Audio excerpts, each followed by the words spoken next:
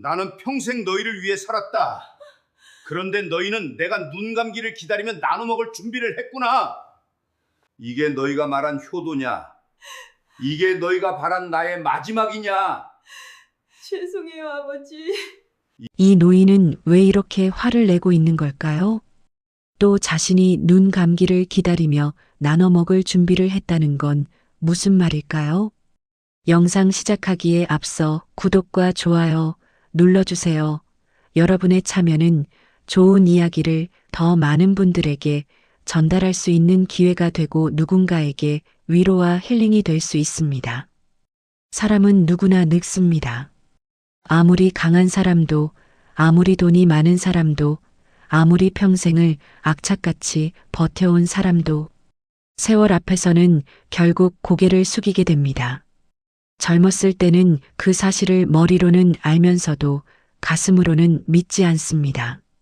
설마 나만큼은 다르겠지 하는 오만함이 사람을 젊게도 만들고 또 어리석게도 만듭니다.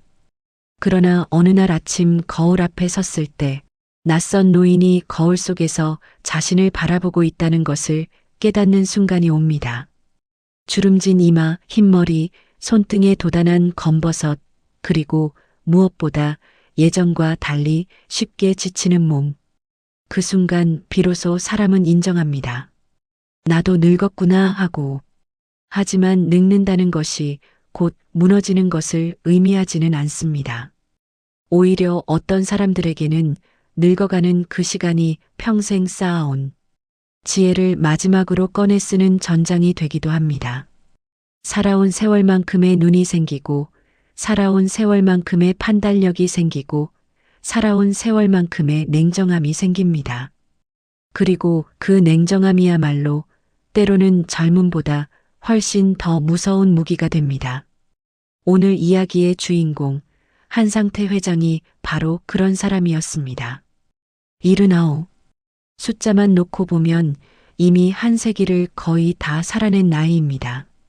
머리카락은 하얗게 새었고 무릎 관절은 계단 하나를 오를 때마다 삐걱거렸으며 아침에 눈을 뜰 때면 온몸이 쑤시고 뻐근한 것이 하루의 시작을 알렸습니다. 혈압약 3알, 당뇨약 2알, 관절 영양제 1알. 아침마다 약봉지를 뜯는 것이 일상이 된 지 이미 오래였습니다. 밤새 잠을 설치고 새벽 4시에 눈이 떠지는 것도 걸어서 5분. 거리를 가는데 쉬엄쉬엄 10분이 걸리는 것도 이제는 그냥 받아들이는 일이 되었습니다. 그러나 한상태라는 사람의 눈빛만큼은 달랐습니다. 그 눈 속에는 아직도 꺼지지 않은 불씨가 있었습니다. 수십 년 전 전쟁터 같은 시장 바닥에서 살아남기 위해 이를 악물었던 그 청년의 눈빛이 여전히 살아 숨쉬고 있었습니다. 세월이 몸은 늙혔지만 그 눈만큼은 아직 아무것도 건드리지 못했습니다. 한상태 회장의 시작은 누구도 부러워하지 않을 만큼 초라했습니다. 경상도 어느 작은 마을에서 태어나 중학교를 채 마치기도 전에 부모를 여의었습니다. 아버지는 상태가 12살 때 공장 사고로 돌아가셨고 어머니는 그 슬픔을 이기지 못하고 2년 뒤 병으로 눈을 감으셨습니다. 그때 상태의 나이가 14살이었습니다. 친척집을 전전하다 결국 혼자 서울로 올라온 것이 16살이었습니다. 가진 것이라고는 빈 몸뚱이 하나와 반드시 살아남겠다는 독한 마음 하나뿐이었습니다. 처음에는 남대문 시장 근처에서 짐꾼 노릇을 했습니다. 무거운 짐을 지고 계단을 오르내리며 하루 종일 발바닥이 부르트도록 뛰어다녔습니다. 배가 고파도 참았습니다. 발이 아파도 참았습니다. 무시당해도 참았습니다. 그 시절 상태가 스스로에게 했던 말이 있었습니다. 지금 이 고생이 평생이 아니다. 지금 이 시간은 반드시 지나간다. 그러나 내가 이 자리에서 포기하면 이것이 평생이 된다. 그 말을 매일 밤 되새기며 잠을 청했습니다. 연탄불이 꺼진 추운 방에서 텅 빈 밥그릇 옆에서 아무도 없는 그 공간에서 혼자 이를 악물었습니다. 그러다 우연히 들어간 변두리 철물점에서 심부름꾼 자리를 얻었습니다. 그 작은 가게 구석방 하나를 얻어 살며 라면 한 봉지로 하루 두 끼를 때웠습니다. 겨울에는 연탄불 하나의 의지에 잠을 청했고 남들이 잠드는 밤에 혼자 장부를 들여다보며 내일의 계획을 세웠습니다. 상태에게 그 시절은 고통의 시간이기도 했지만 동시에 아무도 빼앗아갈 수 없는 자신만의 세계를 만들어가는 시간이기도 했습니다. 철물점 주인 김 사장은 처음에는 상태를 그냥 심부름꾼으로만 봤습니다. 하지만 상태가 다른 점이 있었습니다.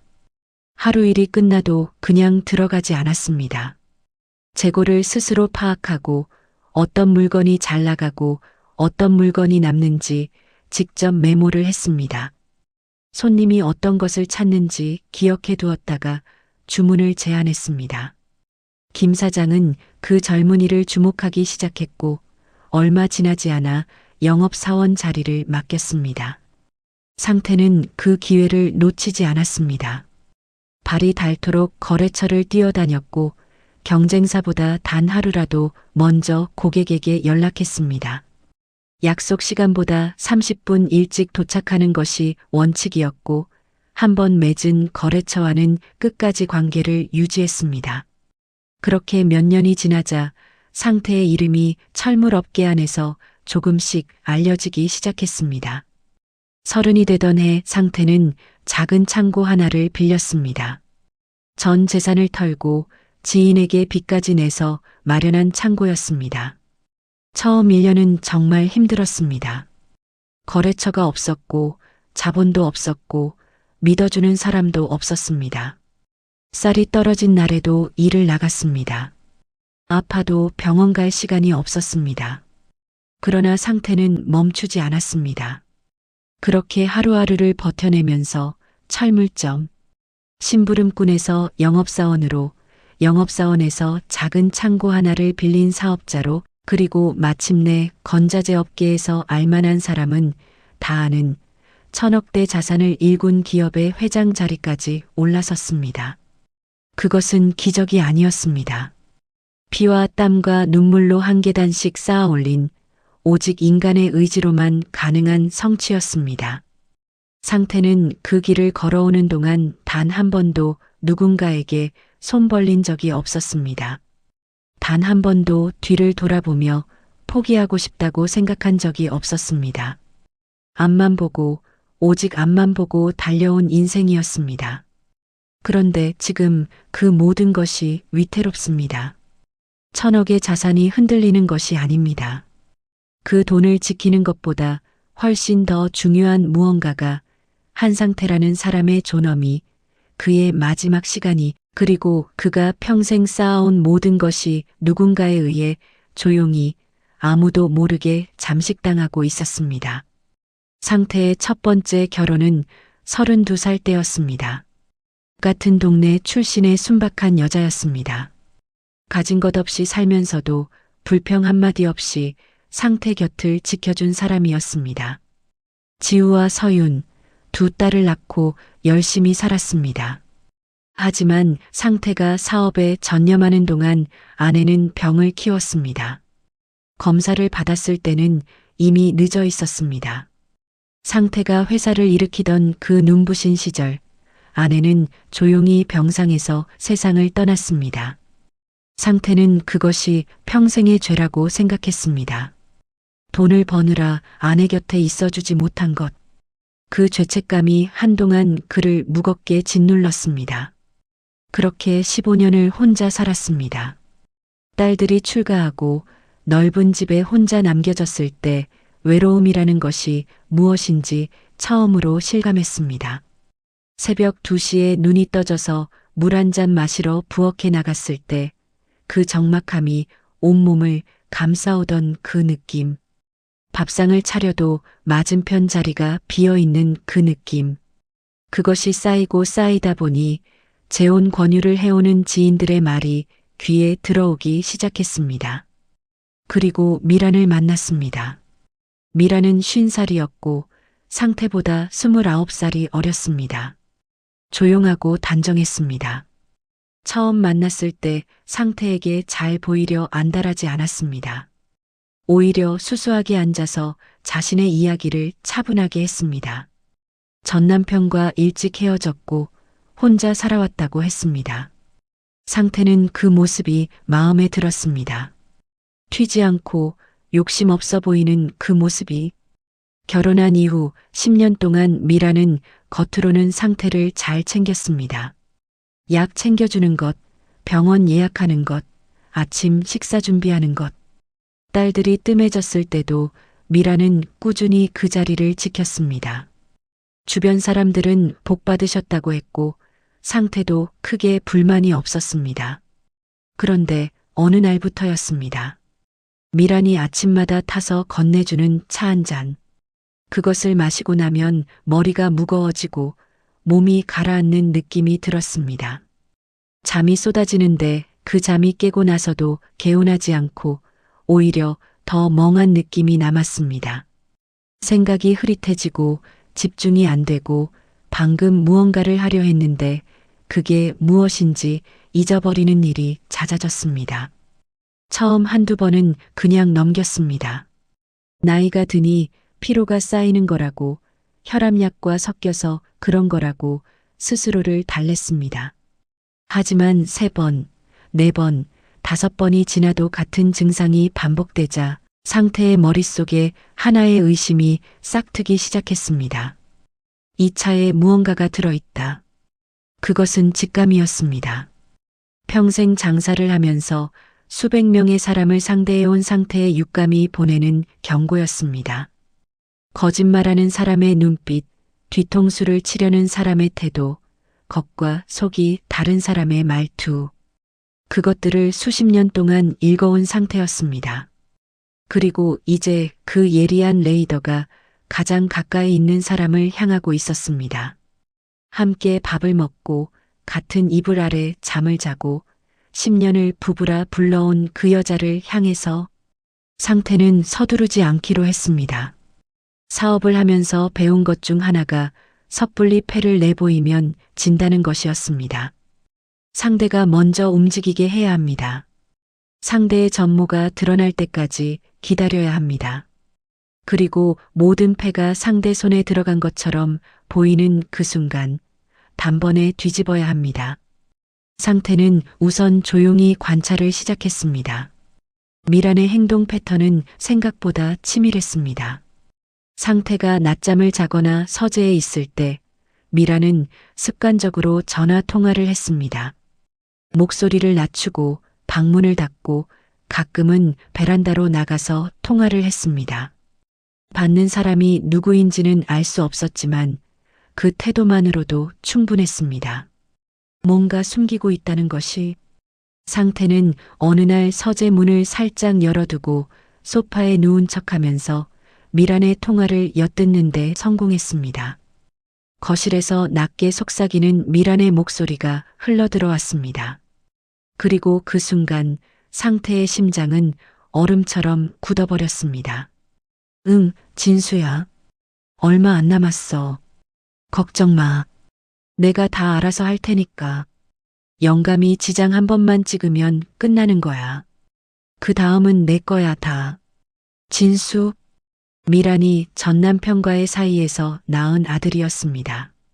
결혼 초기에 미란은 그 아이가 멀리 지방에서 일하고 있다고 했습니다.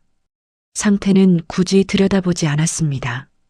남의 가정사에 끼어들기 싫었고 미란도 그쪽 이야기를 먼저 꺼내는 일이 없었으니까요. 그런데 그 아들이 지금 이 시간 어머니와 손을 잡고 자신의 재산을 노리고 있었습니다.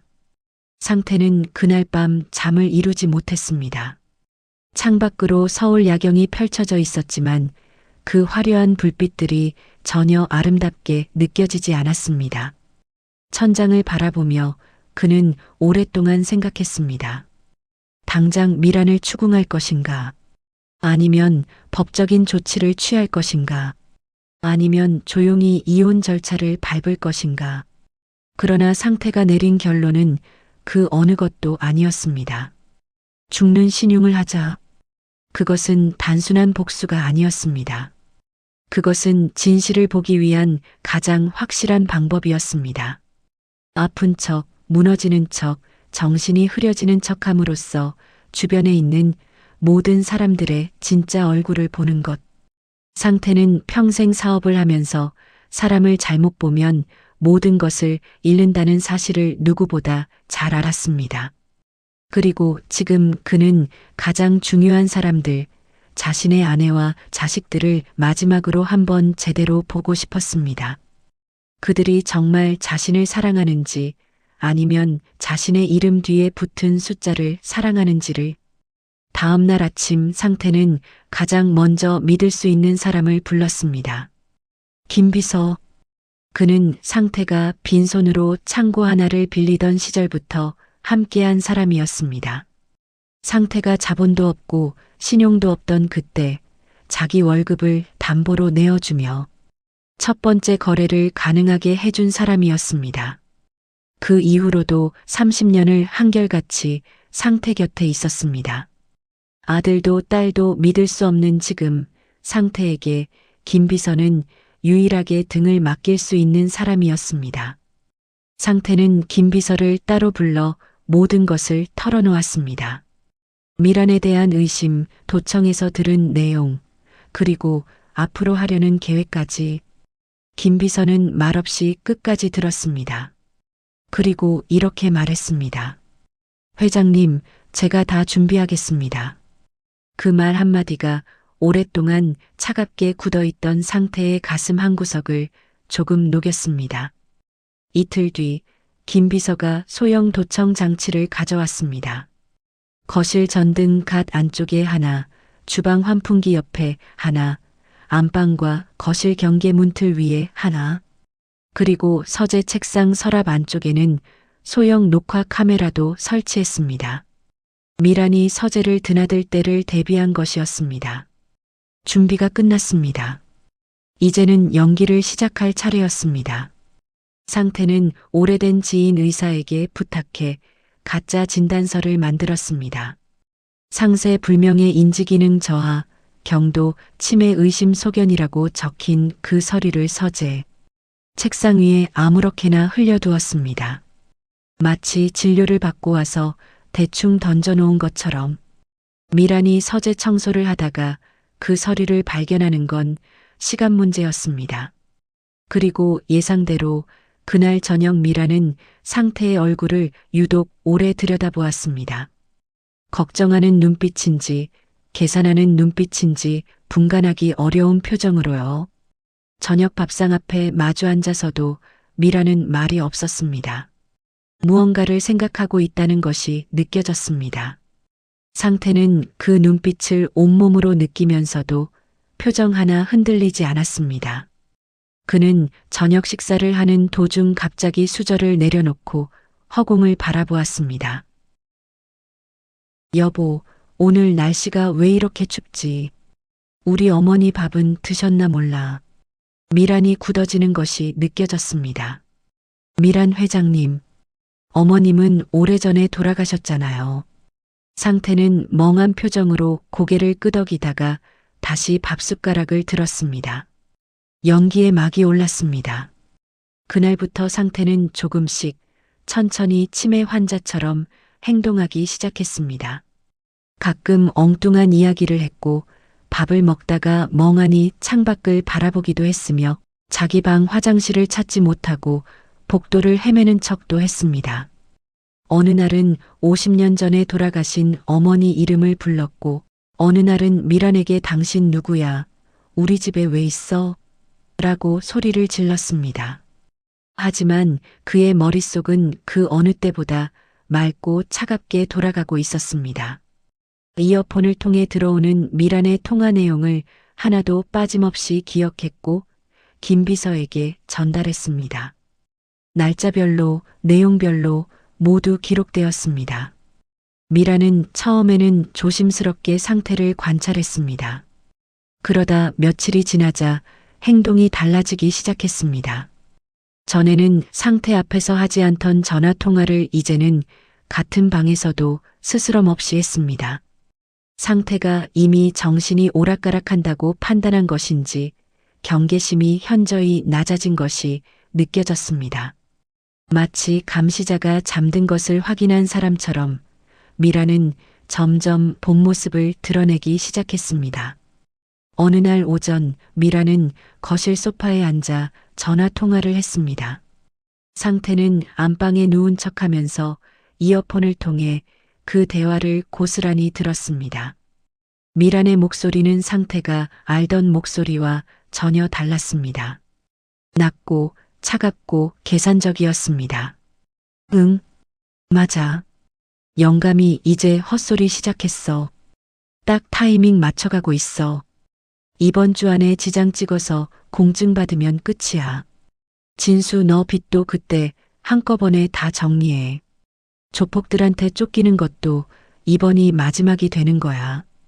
그리고 낮은 웃음소리가 이어졌습니다. 상태는 눈을 감았습니다. 천장을 향해 눈을 감고 이를 꽉 깨물었습니다. 10년. 그 여자와 함께한 10년의 세월이 한순간에 다른 빛깔로 보이기 시작했습니다. 잘 챙겨주는 척했던 그 모든 날들이, 정성스럽게 내어주던 그 차 한 잔들이, 다정하게 팔짱을 끼며 함께 걷던 그 산책들이 모두 다 계산 위에 놓인 연극이었던 것입니다. 상태는 눈에서 무언가 뜨거운 것이 흐르는 것을 느꼈습니다. 그러나 그것을 닦지 않았습니다. 그 눈물이 분노인지 슬픔인지 자기 연민인지조차 구분하고 싶지 않았습니다. 다만 한 가지는 확실했습니다. 아직 끝나지 않았다는 것. 이건 이제 시작이라는 것. 그 다음 날 저녁 미란이 차를 들고 안방으로 들어왔습니다. 회장님, 이거 마셔야 편안해지세요. 욕심 다 내려놓으시고요. 상태는 멍한 눈으로 차 잔을 받아들었습니다. 도자기 잔의 온기가 손바닥에 전해졌습니다. 그 온기조차 이제는 차갑게 느껴졌습니다. 상태는 잠시 차 잔을 바라보다가 천천히 눈을 들었습니다. 어머니, 우리 어머니 어디 갔나?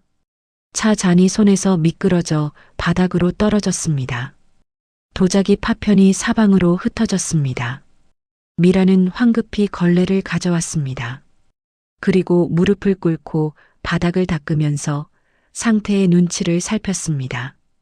상태는 그 모습을 멍한 눈으로 내려다보았습니다. 속으로는 차갑게 모든 것을 기록하면서 50대 이상이라면 누구나 한 번쯤 상상해 봤을 겁니다. 내가 아프고 기운 없어졌을 때 과연 누가 진심으로 내 곁을 지켜줄까? 함께 밥을 먹고 같은 지붕 아래 살아온 사람이 사실은 나의 숨이 꺼지기만을 기다리고 있다면 그 배신감은 어떤 것일까요? 한 상태는 그 잔인한 현실 앞에서도 무너지지 않았습니다. 오히려 더 단단해졌습니다. 진짜 복수는 상대가 가장 높이 올라갔을 때 떨어뜨리는 것입니다. 그때가 올 때까지 상태는 기다리기로 했습니다. 멍청한 노인의 얼굴을 하고 속으로는 모든 것을 계획하면서 자식이란 무엇입니까? 뱃속에서 10달을 품고 세상에 내놓기 위해 죽을 고비를 넘기고 첫 울음소리를 들었을 때 눈물을 쏟던 그 존재. 밥 먹는 것을 가르치고 걷는 것을 가르치고 말하는 것을 가르치며 내 몸보다 더 아끼고 더 사랑했던 그 존재. 부모에게 자식이란 그런 것입니다. 평생 힘들고 외로운 순간에도 버티게 해주는 이유 그 자체였습니다. 자식이 웃으면 세상이 밝아 보이고 자식이 아프면 차라리 내가 아팠으면 싶은 것이 부모의 마음입니다. 자식 하나 더 잘 되라고 자신의 끼니를 줄이고 자식 하나 더 따뜻하라고 자신의 옷을 얇게 입는 것. 그것이 이 땅의 부모들이 살아온 방식이었습니다. 그런데 한상태 회장에게는 지금 그 자식이라는 존재가 가장 무서운 적이 되어 있었습니다. 큰딸 지우. 올해 54. 서울에서 손꼽히는 대학병원의 수간호사입니다. 흰 가운을 걸치고 병동을 누비면 후배들이 허리를 굽히며 인사를 합니다. 남편은 의과대학 교수이고 아이들도 반듯하게 자랐습니다. 동창회에서, 친목 모임에서, 동네 사람들 사이에서 지우는 늘 성공한 집안의 대표적인 이름으로 불렸습니다. 번듯한 아파트, 외제차, 명품 가방. 겉으로 보기에 이 나라에서 가장 성공한 삶을 살고 있는 사람처럼 보였습니다.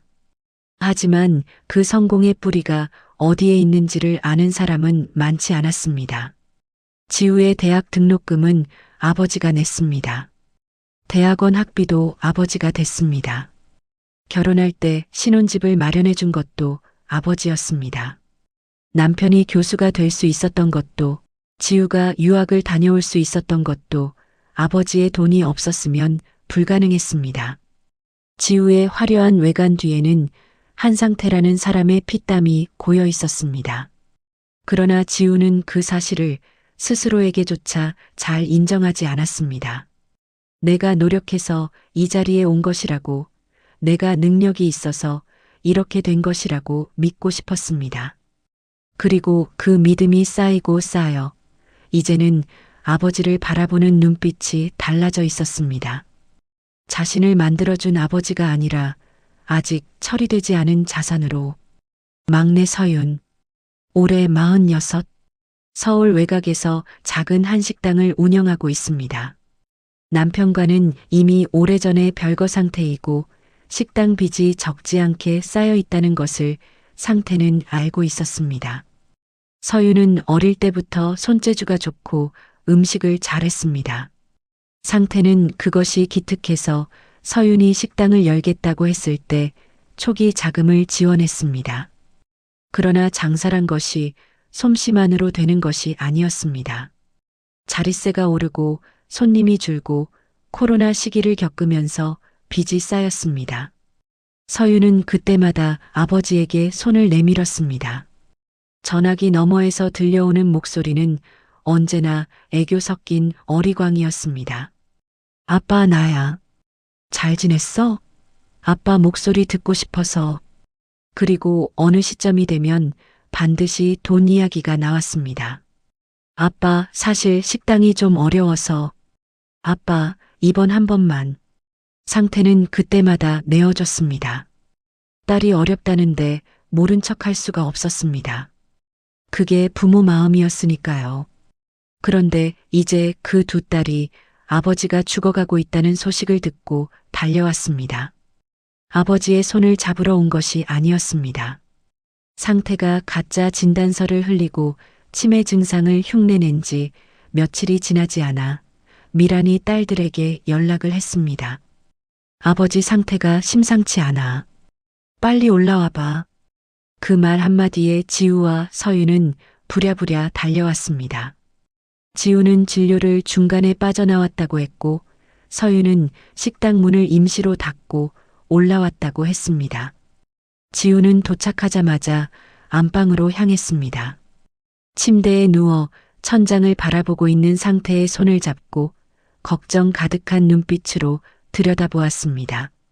아버지, 나왔어요. 지우야, 알아보겠어요?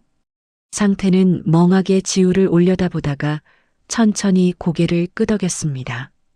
응, 지우야. 왜 이렇게 컸냐? 지우의 눈에 물기가 어렸습니다. 아, 저것이 진심인가? 상태는 잠깐 흔들렸습니다. 50년을 함께한 딸입니다. 그 눈물이 진심일 수도 있지 않겠습니까? 그러나 그것은 단 몇 초였습니다. 지우가 안방 문을 닫고 거실로 나오자마자 그 표정이 바뀌었습니다. 상태는 문 옆에 설치된 작은 도청 장치를 통해 거실의 대화를 듣고 있었습니다. 지우의 첫 마디는 이것이었습니다. 서윤아, 상속세 계산해봤어? 서윤이 잠시 머뭇거리다 말했습니다. 언니, 나 오자마자 그게 먼저야? 지우가 낮은 목소리로 대꾸했습니다. 지금 감상적일 때가 아니잖아. 아버지 재산이 얼마나 되는지, 우리가 파악을 해야 대비를 하지. 그게 무슨 대비야? 상속세 절세 방법이 다 있어. 미리 움직이면 세금 확 줄일 수 있어.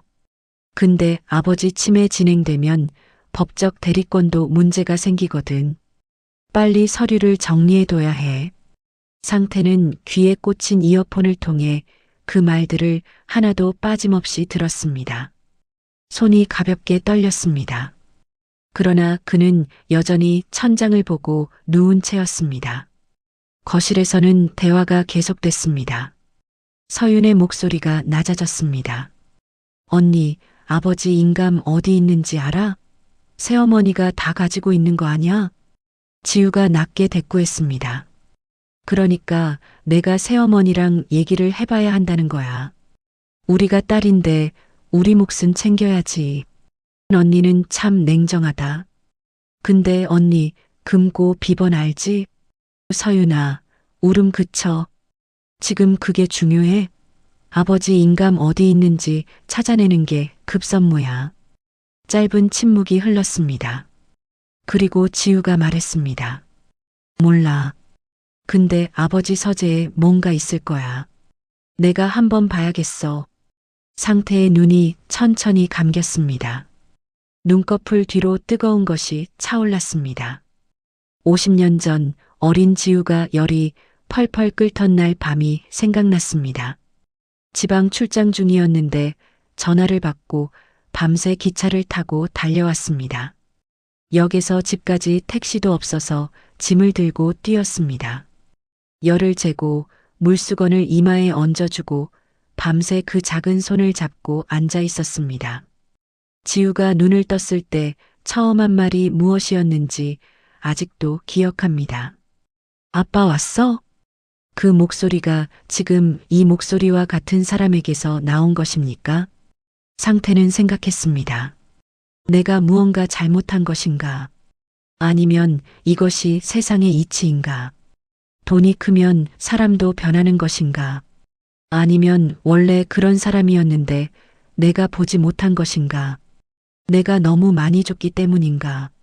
아니면 너무 적게 안아줬기 때문인가?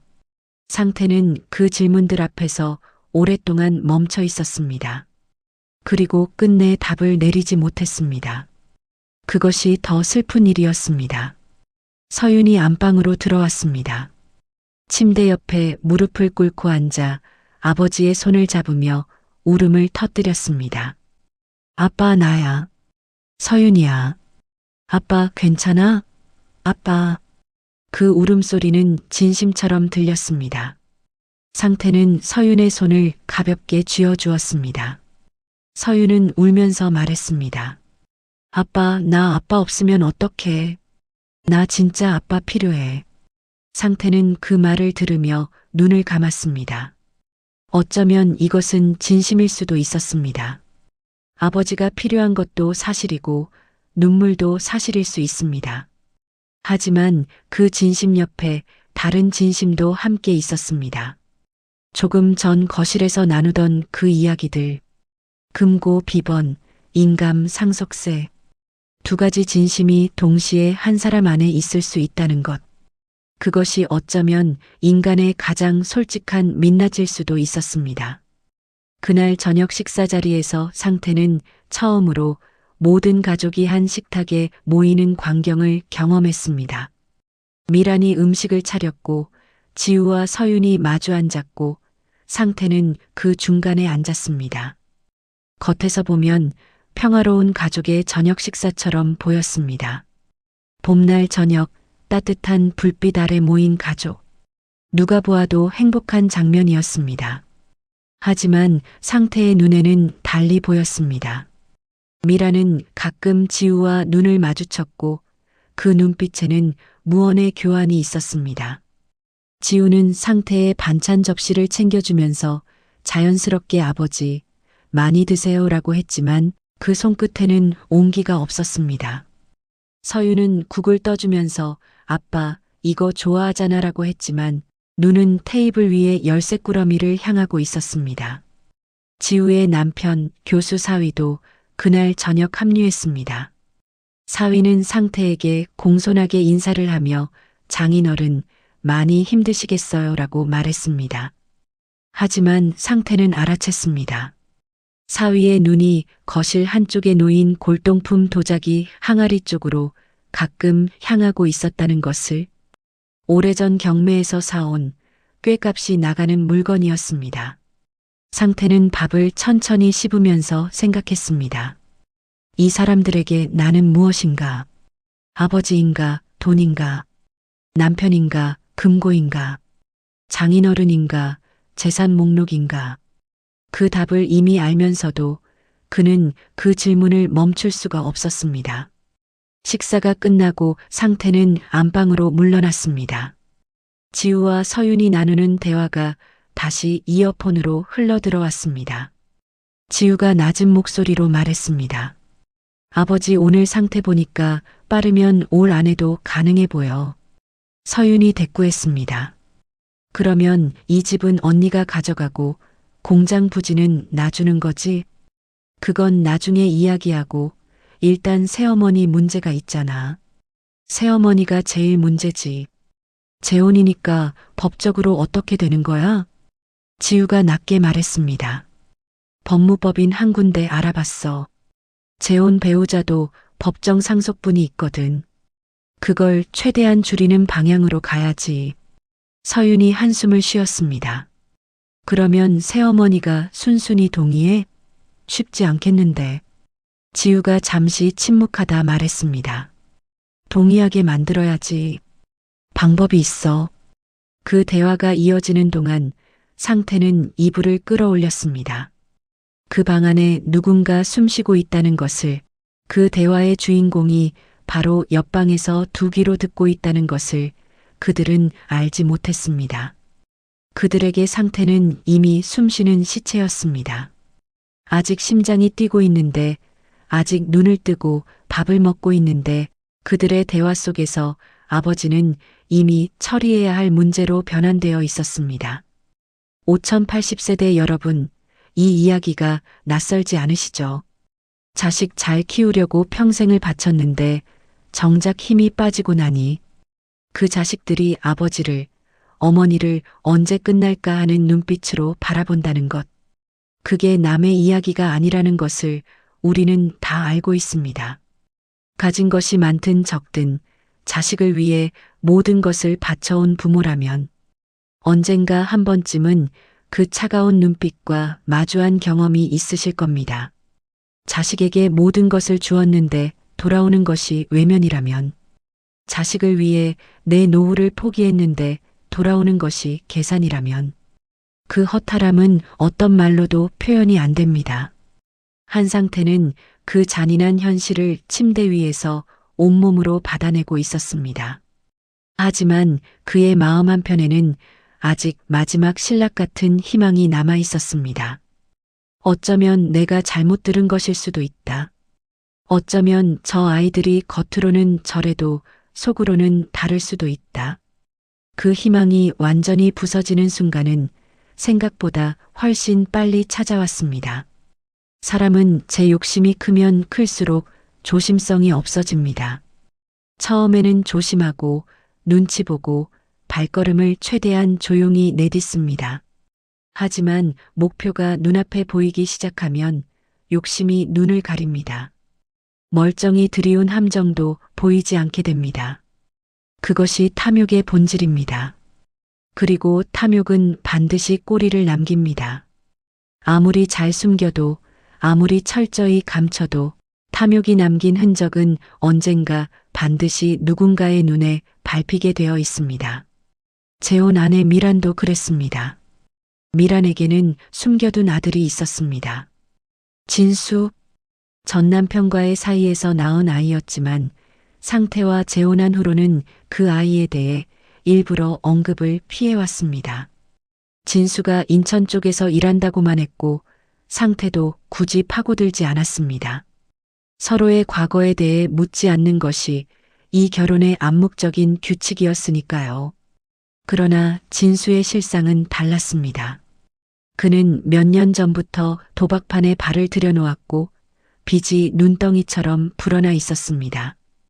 처음에는 작은 내기였습니다.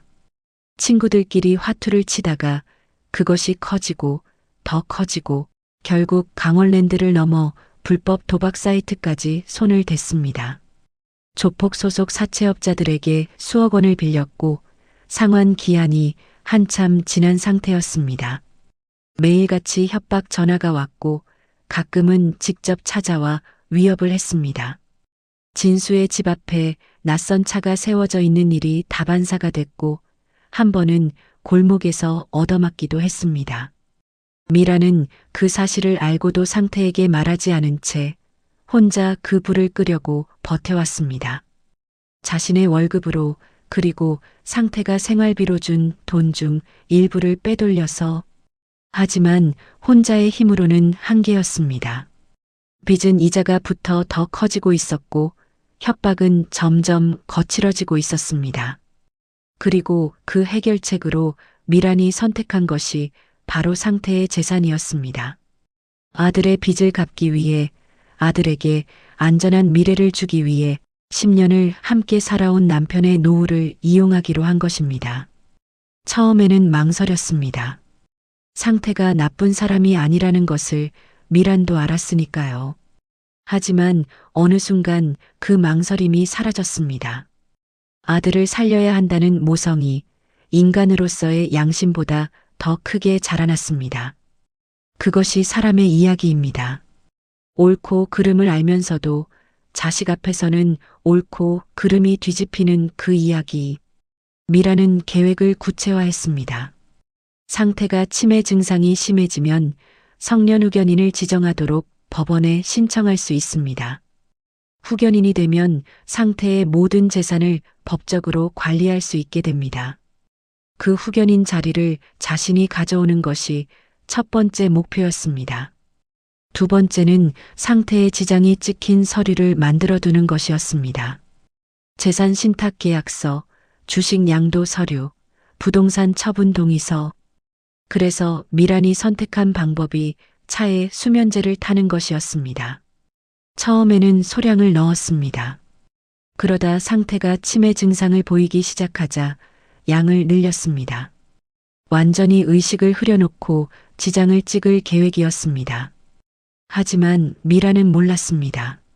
상태가 그 차를 마시는 척하면서 몰래 화분 흙에 붓고 있었다는 것을, 김 비서가 가져다 준 해독제를 별도로 복용하고 있었다는 것을, 그리고 미란이 몰래 가져다 두는 약봉투를 하나씩 빼돌려 성분 검사를 의뢰해 두었다는 것을. 성분 검사 결과서에는 명확하게 적혀 있었습니다. 졸피뎀 계열의 수면유도 성분. 그것은 처방전 없이는 구할 수 없는 약이었습니다. 미란이 어떤 경로로 그것을 구했는지 김 비서는 그것도 추적하고 있었습니다. 상태는 조용히 증거를 쌓아가고 있었습니다. 그런데 그 무렵 예상치 못한 변수가 등장했습니다.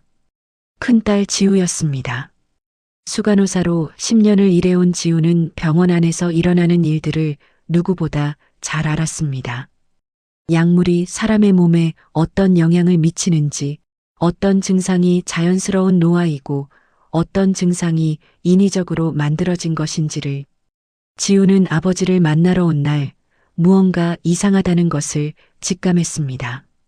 아버지의 눈동자 변화, 반응 속도, 손의 미세한 떨림. 그것은 치매의 전형적인 증상과 조금 달랐습니다. 치매는 서서히 점진적으로 진행됩니다. 그런데 아버지의 증상은 마치 스위치를 켜고 끄듯 들쭉날쭉했습니다. 어떤 순간에는 멀쩡히 눈빛이 살아있고 어떤 순간에는 완전히 흐릿해졌습니다. 지우는 아버지가 자리를 비운 사이에 주방을 들여다보았습니다. 찬장 안쪽 깊숙이 잘 보이지 않는 곳에 조제약 봉투가 하나 있었습니다. 성분명을 확인하는 순간 지우의 눈이 가늘어졌습니다. 이건 수면 유도제다. 지우는 그 봉투를 제자리에 돌려놓았습니다. 그리고 아무것도 모르는 척 식탁에 앉아 미란이 건네주는 차를 마셨습니다. 하지만 그 눈 속에서는 이미 계산기가 돌아가고 있었습니다. 수간호사로서의 사명감 때문이 아니었습니다. 경찰에 신고하기 위한 것도 아니었습니다. 아버지를 구하려는 것도 아니었습니다. 지우가 그 정보를 가지고 하려는 것은 전혀 다른 종류의 일이었습니다. 그것은 협박이었습니다. 그날 저녁 지우는 미란이 잠깐 자리를 비운 사이 서재로 불러 세웠습니다. 둘만 있는 공간에서 지우는 목소리를 낮추며 미란의 눈을 똑바로 쳐다보았습니다. 새어머니, 아버지 약 타는 거 내가 모를 줄 알았어요? 미란의 얼굴에서 핏기가 사라졌습니다. 색깔이 사라지듯 창백해졌습니다. 손이 가볍게 떨렸습니다. 너, 감히 나를 협박해? 내가 내 아버지랑 산 세월이 10년이야.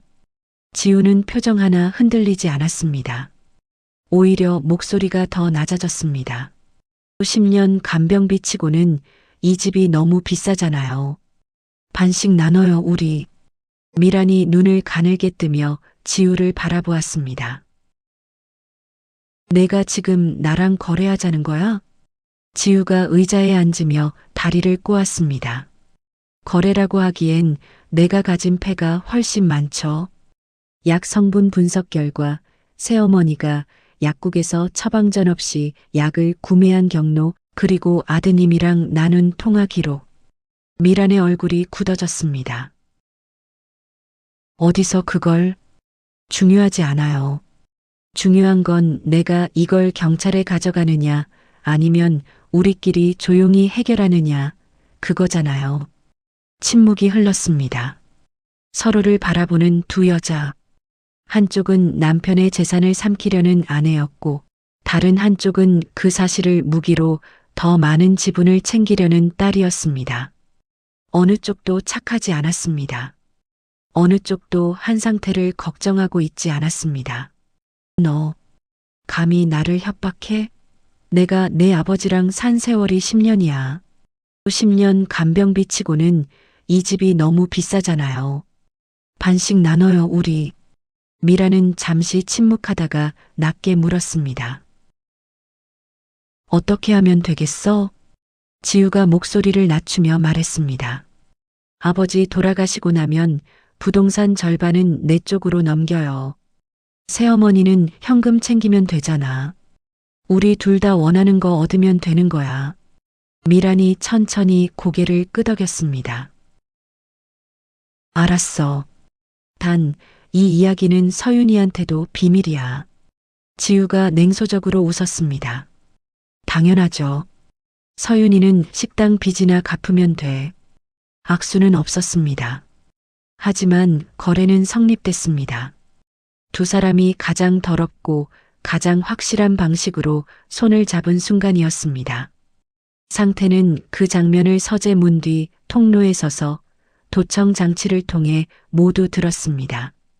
아내와 딸이 손을 잡고 자신의 죽음을 분배하는 협상을 벌이는 그 소리를 아버지를 구하기 위해서가 아니라 아버지의 죽음을 더 유리한 조건으로 나눠 갖기 위해 새어머니와 손잡는 딸의 목소리를 처음에는 분노가 왔습니다.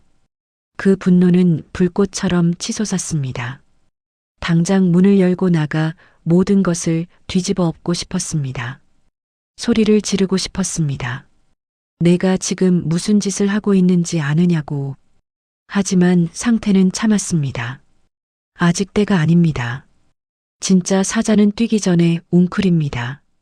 더 낮게, 더 깊게, 더 오래 웅크릴수록 더 멀리 뛸 수 있습니다. 상태는 그것을 알았습니다.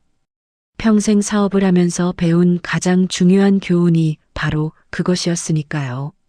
감정으로 움직이는 사람은 그 감정이 소진되면 끝납니다. 하지만 이성으로 움직이는 사람은 그 이성이 온전히 작동하는 한 절대 지지 않습니다. 그날 밤 상태는 김 비서에게 전화를 걸었습니다. 아주 낮은 목소리로 아주 짧게. 이제 시작이야. 준비해. 김 비서의 목소리가 들려왔습니다. 이미 준비되어 있습니다, 회장님. 그 네 마디가 상태의 마음에 작은 온기를 불어넣었습니다.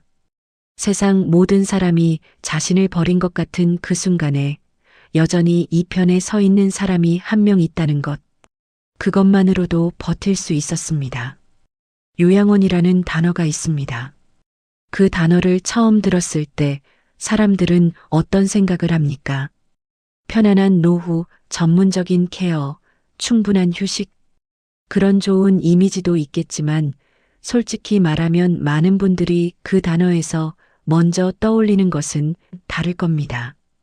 가족에게 버려진다는 느낌, 세상에서 잊혀지는 느낌, 내가 쌓아온 모든 것과 멀어지는 느낌, 그리고 그곳에서 조용히 생을 마무리하게 될 거라는 막연한 두려움. 요양원으로 보내진 부모님을 면회하러 갔을 때 부모님의 눈빛에서 무언가를 읽은 분들이 계실 겁니다. 그 눈빛이 무엇을 말하고 있었는지, 그때 마음 한편이 무너지는 느낌을 받으셨다면 그분들은 이미 이 이야기가 무엇을 말하려는지 알고 계실 겁니다. 한상태 회장도 그 단어를 들었습니다. 미란과 지우가 나누는 대화 속에서 아버지, 저 상태로는 집에 두기 어려워. 치매 심해지면 사고도 나고. 요양원 알아봐야 하지 않겠어? 응, 내가 병원 인맥으로 좋은데 알아봤어. 비용은 아버지 돈으로 처리하면 되고. 언제 보내는 게 좋을까? 빠를수록 좋지. 아버지 요양원 들어가면 우리가 이 집에 자유롭게 드나들 수 있잖아. 그 말들을 듣는 상태의 표정은 변하지 않았습니다. 하지만 그 안에서 무언가가 굳어지고 있었습니다. 분노가 아니었습니다. 슬픔도 아니었습니다. 그것은 결이었습니다. 이 싸움을 반드시 이겨야 한다는 단단한 결의. 그들의 계획은 빠르게 진행되고 있었습니다.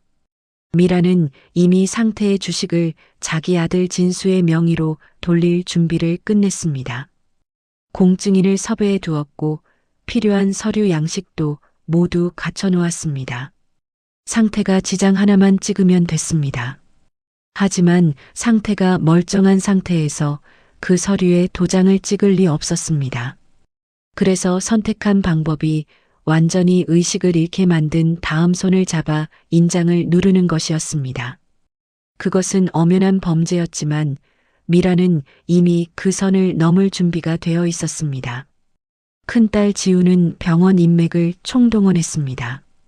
의과대학 교수인 남편의 지인들, 지우 자신이 수간호사로 근무하면서 쌓아온 의료계 네트워크, 그것을 이용해 상태를 법적으로 금치산자로 만들 수 있는 서류를 꾸미고 있었습니다. 금치산자란 법적으로 의사 능력이 없는 사람으로 판정된 상태를 말합니다. 그 서류가 완성되면 상태는 스스로 아무런 법적 결정을 내릴 수 없게 됩니다. 재산 처분도 계약도 심지어 자신이 어디 살 것인지조차 스스로 결정할 수 없는 상태가 됩니다. 그리고 그 모든 결정권이 법적 후견인인 미란에게로 넘어가게 됩니다. 지우는 그 서류를 꾸미기 위해 알고 지내는 정신건강의학과 전문의에게 접근했습니다.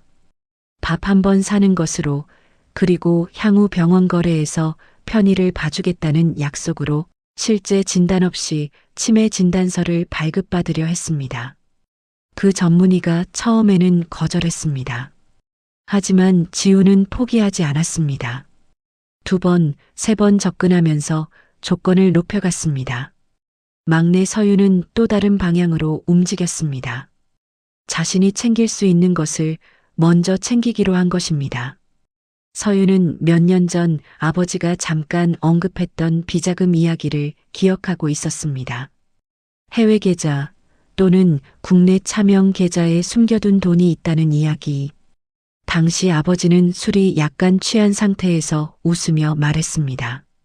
세상이 어떻게 될지 모르니까 따로 좀 빼뒀지. 서유는 그 말을 지금도 정확히 기억하고 있었습니다. 서유는 그 돈을 찾기 위해 집안 곳곳을 조용히 뒤지기 시작했습니다. 아버지가 낮잠을 자는 오후에 미란이 외출한 틈에 서재의 책장 뒤, 침대 밑, 옷장 안쪽, 심지어 화분 밑바닥까지. 통장을 찾으면 계좌번호라도 기록해두고 서류가 있으면 사진을 찍어 두었습니다. 상태는 그 모든 것을 알고 있었습니다. 서재 책장 쪽을 향한 소형 카메라가 서윤의 행동을 하나하나 담아내고 있었습니다. 날짜별로, 시간별로 선명하게.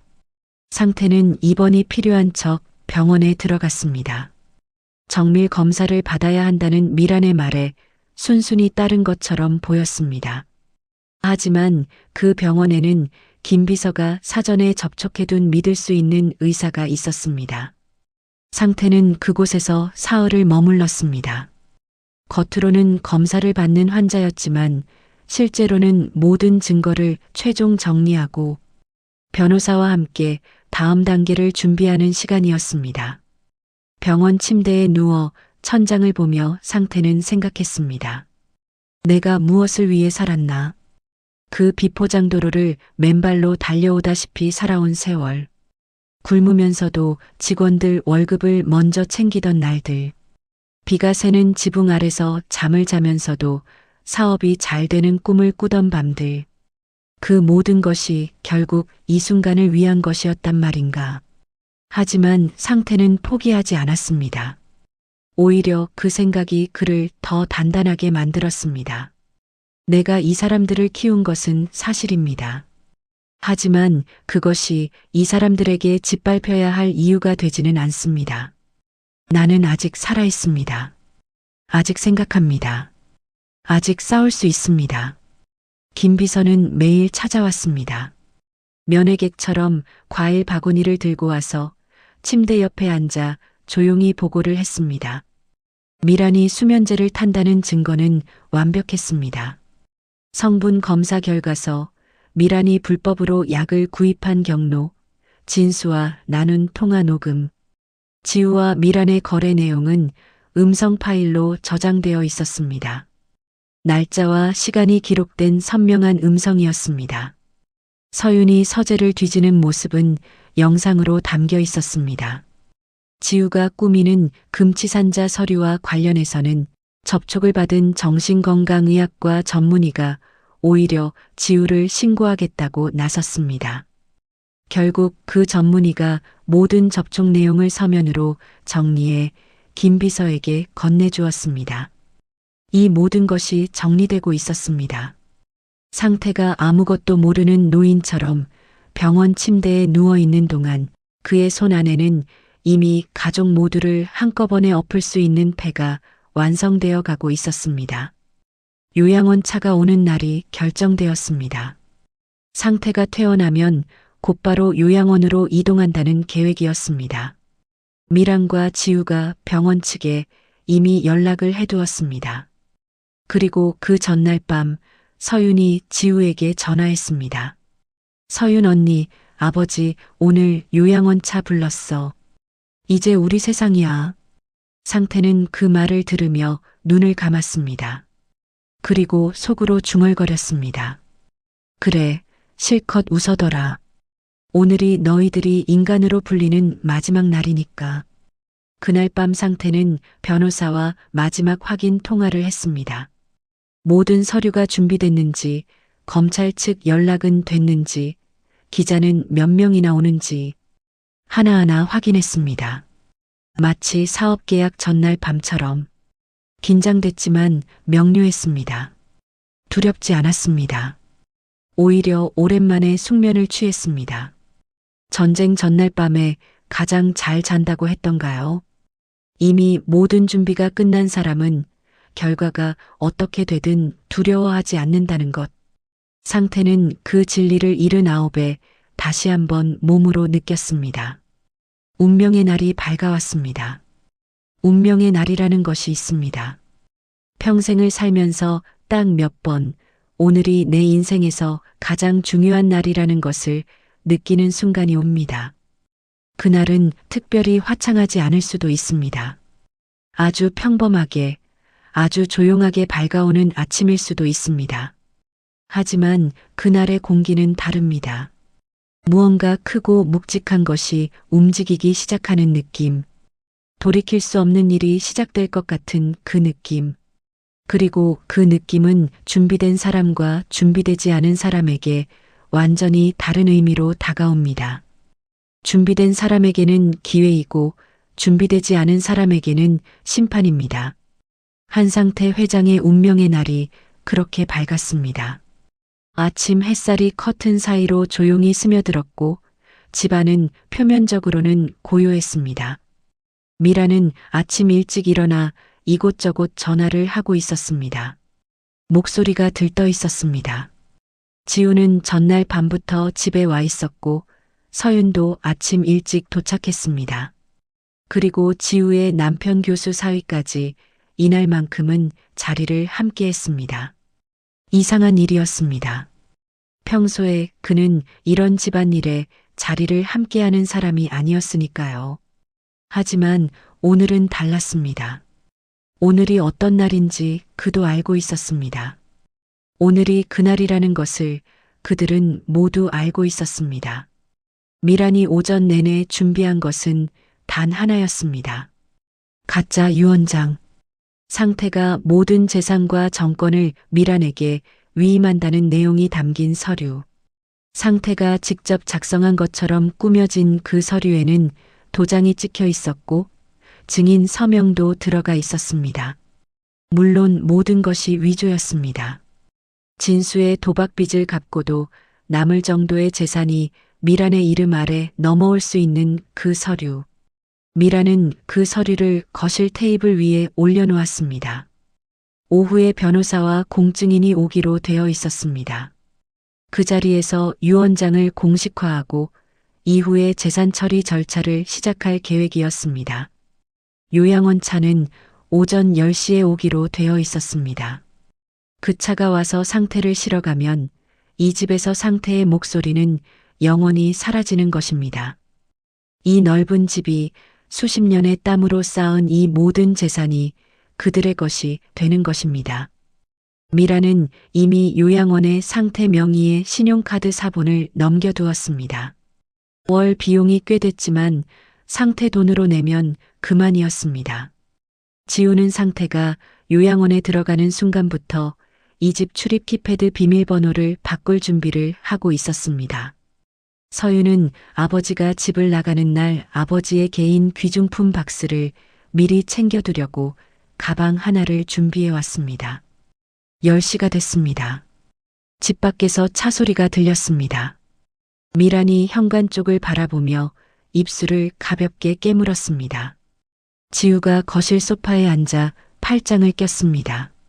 서윤이 손을 모아 쥐며 안도의 한숨을 내쉬려 했습니다. 교수 사위가 자리에서 일어나 주머니에 손을 넣었습니다. 그 순간이었습니다.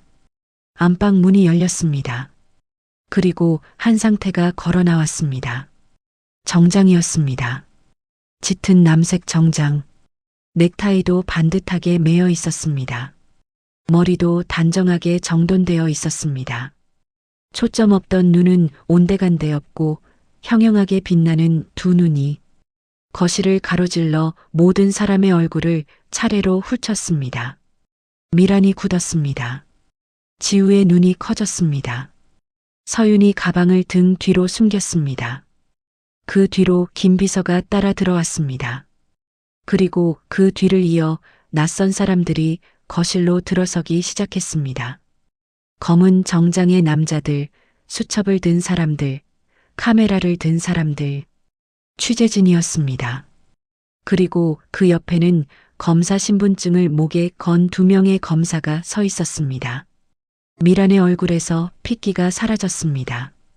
지우는 소파에서 천천히 일어나다가 그대로 굳어버렸습니다.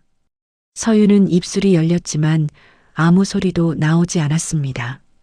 교수 사위는 슬그머니 뒷걸음질을 쳤습니다. 상태는 천천히 거실 중앙으로 걸어갔습니다. 그리고 테이블 위에 놓인 가짜 유언장을 내려다보았습니다. 잠시 침묵. 그 침묵이 거실 전체를 압도했습니다. 상태가 천천히 고개를 들었습니다. 이게 뭔지 다 알고 있어. 목소리는 낮았습니다. 하지만 그 나지만에 담긴 힘이 거실 전체를 압도했습니다. 쉰 목소리, 늙은 목소리, 그러나 그 어떤 젊은이의 목소리보다 무거운 목소리였습니다. 상태는 품 안에서 태블릿 PC를 꺼냈습니다. 화면을 켜자 영상이 시작됐습니다. 주방, 미란의 뒷모습, 그녀의 손이 찻잔 안에 무언가를 붓고 있는 장면. 날짜와 시간이 화면 오른쪽 아래에 선명하게 표시되어 있었습니다. 미란이 낮게 신음했습니다. 다음 영상. 거실. 미란과 지우가 마주 앉아 낮은 목소리로 이야기하는 장면. 두 사람의 목소리가 선명하게 흘러나왔습니다. 어떻게 하면 되겠어?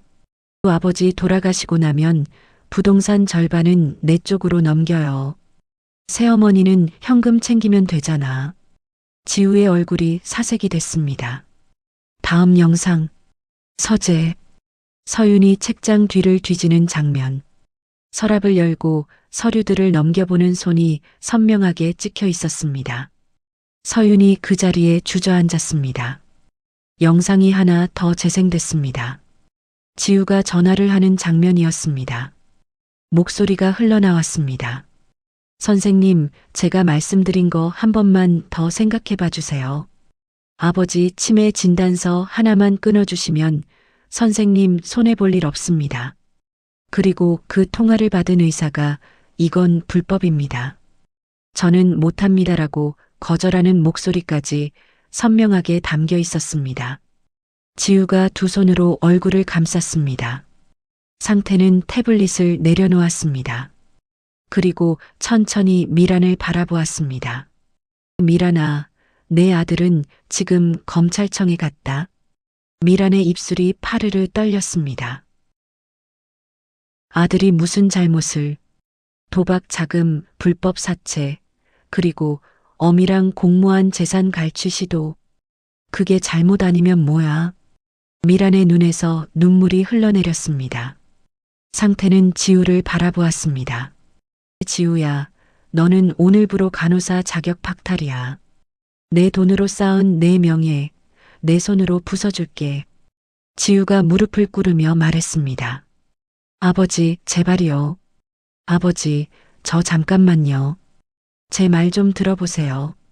한 번만요, 아버지. 잘못했어요. 상태는 지우를 바라보다가 고개를 돌렸습니다. 그 눈에는 이미 지우가 없었습니다. 서윤이 바닥에 주저앉아 울기 시작했습니다. 아빠, 나는 진짜 아빠가 보고 싶어서 온 거야. 나는 진짜야. 아빠, 제발. 상태는 잠시 서윤을 바라보았습니다. 그것이 가장 오래 걸렸습니다. 지우보다 미란보다 서윤을 바라보는 시간이 더 길었습니다. 하지만 그는 결국 고개를 돌렸습니다. 서윤이 거짓이라는 것이 아닙니다. 서윤의 눈물이 진심이 아니라는 것이 아닙니다. 하지만 진심과 선택은 다릅니다. 서윤은 진심이면서도 잘못된 선택을 했습니다. 그리고 그 선택에는 책임이 따라야 했습니다. 상태가 거실을 가로질러 창가로 걸어갔습니다. 창밖으로 봄 햇살이 쏟아지고 있었습니다. 그는 잠시 그 햇살을 바라보았습니다. 그리고 뒤를 돌아 모든 사람을 향해 말했습니다. 이 집에 있는 모든 재산은 오늘부로 사회에 환원됩니다. 변호사가 앞으로 나서며 서류를 꺼냈습니다. 장학재단 설립 기부 협약서, 독거노인 지원 기금 기부 협약서, 총 1천억 원. 그 서류에는 이미 상태의 서명이 되어 있었습니다. 법적으로 완벽하게 효력이 있는 서명이, 아무도 뒤집을 수 없는 완전히 공증된 서명이. 미란이 비명을 질렀습니다. 지우가 그 자리에서 울음을 터뜨렸습니다. 서윤이 손으로 입을 막으며 고개를 저었습니다. 교수 사위는 소리 없이 현관을 향해 걸어가다가 검사 2명에게 막혔습니다. 그 울음과 비명 소리가 거실 천장에 부딪혀 메아리 쳤습니다. 하지만 상태는 고개 하나 돌리지 않았습니다. 이게 너희가 말한 효도냐? 그 한마디가 모든 소음을 잠재웠습니다. 이게 너희가 바란 나의 마지막이냐? 나는 평생 너희를 위해 살았다. 밥 굶으면서도 너희 학비 냈고 자다가도 전화 오면 달려갔다. 그런데 너희는 내가 눈 감기를 기다리며 나눠 먹을 준비를 했구나. 상태의 목소리가 잠시 떨렸습니다. 그리고 다시 굳어졌습니다. 됐어. 이게 내 대답이다. 상태는 천천히 현관을 향해 걸어갔습니다. 등 뒤에서 가족들의 목소리가 들렸습니다. 미란이 불렀습니다. 지우가 불렀습니다. 서윤이 불렀습니다. 하지만 상태는 단 한 번도 뒤를 돌아보지 않았습니다. 문이 열렸습니다. 그리고 닫혔습니다. 밖에는 봄이 와 있었습니다. 차갑지도 뜨겁지도 않은 봄바람이 상태의 얼굴을 스쳤습니다. 상태는 잠시 그 바람을 맞으며 서 있었습니다. 눈을 감고 깊게 숨을 들이마셨습니다. 이것으로 충분합니다. 이것으로 끝입니다. 한상태 회장이 그 집의 문을 닫은 것은 그날이 마지막이었습니다. 무너진다는 것은 한순간에 일어납니다. 그것이 사람이든 가정이든 수십 년 동안 쌓아온 관계든 간에 무너지기 전까지는 끄떡없어 보입니다. 흔들림 하나 없이 단단해 보입니다. 그래서 사람들은 방심합니다. 설마 이것이 무너지겠어 하고. 하지만 기둥이 뽑히는 데는 단 한 번의 결정적인 순간이면 충분합니다. 그리고 그 기둥이 뽑히는 순간 오랫동안 쌓아온 것들이 함께 무너지는 데는 생각보다 훨씬 짧은 시간이 걸립니다. 한상태 회장의 가족이 바로 그랬습니다. 사건 이후 상태의 집안은 완전히 풍비박산이 났습니다. 미라는 살인미수 혐의와 사문서 위조 혐의로 검찰에 구속됐습니다. 수면제를 음식에 넣어 남편의 의식을 흐려놓은 것은 법적으로 살인미수에 해당했습니다. 의도가 있었고 방법이 있었고 반복이 있었기 때문이었습니다. 그리고 위조된 유언장과 각종 서류들은 명확한 사문서 위조 증거였습니다. 미란의 아들 진수도 함께 조사를 받았습니다. 어머니와의 공모 혐의, 그리고 조폭 사채 관련 불법, 자금 거래 혐의까지 추가로 드러나면서 진수는 미란과 함께 법정 앞에 서게 됐습니다. 미란이 10년을 공들여 쌓은 모든 계획이 단 하루 만에 완전히 무너졌습니다. 구치소에 들어가는 날, 미란은 상태를 향해 소리쳤다고 했습니다. 나는 당신 때문에 내 인생 다 바쳤어. 그 말을 전해 들은 상태는 아무 말도 하지 않았습니다. 그냥 고개를 끄덕이고 창밖을 바라봤습니다. 그 말이 사실인지 아닌지는 이제 중요하지 않았습니다. 큰딸 지우는 병원으로부터 파면 통보를 받았습니다. 일이 외부에 알려지는 데는 생각보다 빠른 시간이 걸렸습니다. 의료 면허 관련 기관에서는 즉각 조사에 착수했습니다. 금치산자 서류를 불법으로 발급받으려 한 것, 의료계 인맥을 부정 청탁에 이용한 것, 그리고 새어머니와의 공모 내용. 이 모든 것이 조사 대상이 됐습니다. 수간호사로서 쌓아온 이름, 아버지의 돈으로 만들어진 그 품격 있는 이름이 하루아침에 지워지기 시작했습니다. 남편인 교수는 처음에는 지우의 일과 자신은 관계가 없다고 주장했습니다. 하지만 그날 현장에 있었다는 사실, 그리고 일부 서류 작업에 관여했다는 정황이 드러나면서 그의 학교 측도 조사를 시작했습니다. 지우에게 이혼 서류가 건네진 것은 사건 이후 채 2달이 지나지 않아서였습니다. 지우가 가진 것들, 아버지의 돈으로 만들어졌던 그 화려한 외관들이 하나씩 사라지기 시작했습니다. 막내 서유는 식당빚과 씨름하다 결국 식당 문을 닫았습니다. 아버지에게 기대어 해결되리라 믿었던 그 빚이 이제는 자신만의 것이 됐습니다. 보증금도 날렸고 집도 빼서 반지하로 이사했습니다. 시장 바닥을 전전하며 일을 찾아야 했습니다. 서윤은 그 과정에서 처음으로 아버지가 어떻게 살아온 사람인지를 피부로 느꼈다고 합니다. 발이 아파도 걷고, 배가 고파도 참고, 자존심이 상해도 버티는 것. 아버지가 평생 했던 그것들을 이제 서윤이 직접 하게 된 것입니다. 그들은 매일같이 상태의 집 앞에 찾아왔습니다. 지우는 무릎을 꿇고 빌었습니다. 서윤은 눈물을 쏟으며 아버지를 불렀습니다. 미란이 구속되기 전 잠깐 집 앞에 나타나 문을 두드리기도 했습니다. 하지만 상태는 단 한 번도 문을 열어주지 않았습니다. 집안은 조용했습니다. 커튼은 닫혀 있었습니다. 불빛조차 보이지 않았습니다. 어느 날 서윤이 문 앞에 편지를 한 장 꽂아 두었습니다. 아빠 잘못했어. 아빠가 보고 싶어. 딱 한 번만 만나줘. 다음 날 아침 그 편지 위에 작은 메모 한 장이 놓여 있었습니다. 상태의 필체였습니다. 돈이 없으니 이제야 내가 아비로 보이더냐. 그게 전부였습니다. 그 짧은 한 줄이 어떤 긴 편지보다 더 무겁게 서윤의 손 안에서 떨리고 있었습니다. 지우가 마지막으로 편지를 보낸 것은 사건이 일어나고 석 달 뒤였습니다. 아버지, 저 때문에 아버지가 상처받으셨다는 거 알아요. 변명하려는 게 아니에요. 그냥 아버지한테 죄송하다고 말하고 싶어서요. 아버지 건강하게 오래 사세요. 상태는 그 편지를 읽었습니다. 한 번, 두 번, 세 번. 그리고 서랍 안에 넣었습니다. 답장은 보내지 않았습니다. 답장을 보내지 않은 것이 냉정함 때문이었는지, 아직 상처가 아물지 않아서인지 상태 자신도 명확히 알지 못했습니다. 그냥 아직은 이라고 생각했습니다. 아직은 아니다라고. 상태는 서울을 떠나기로 했습니다. 모든 연을 끊었습니다.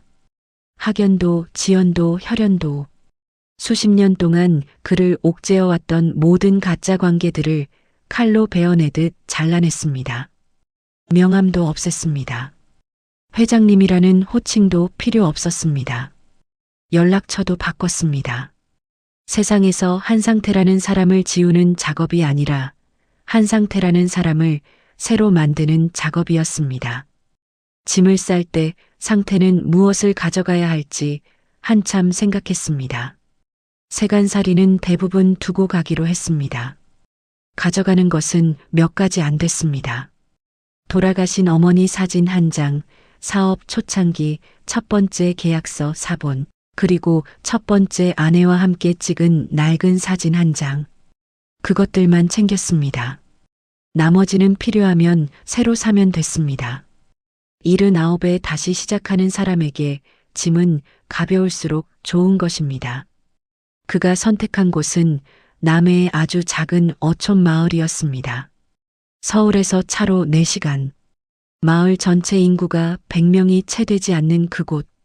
바다가 바로 앞에 펼쳐지고 아침마다 갈매기 소리가 창을 두드리는 그곳.